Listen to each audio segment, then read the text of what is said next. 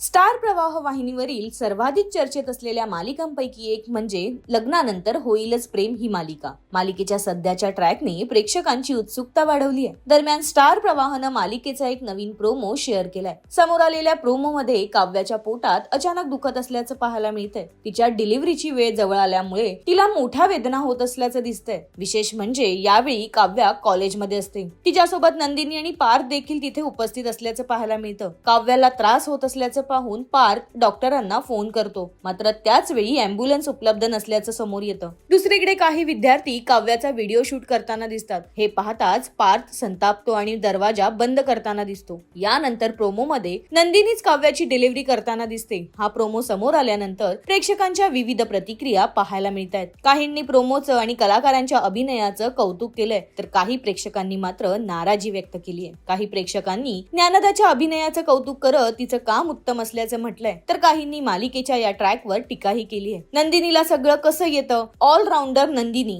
Serial third class बनत चालली आहे, अशा कमेंट्सही काही प्रेक्षकांनी केल्यात. दरम्यान काव्याची डिलिव्हरी नंदिनीच करत असल्याचं प्रोमो मध्ये दाखवल्यामुळे हा ट्रॅक पुढे कोणतं वळण घेणार याची उत्सुकता प्रेक्षकांना लागली आहे. या प्रोमोवर तुमचं मत नेमकं काय आहे, आम्हाला कमेंटद्वारे नक्की सांगा.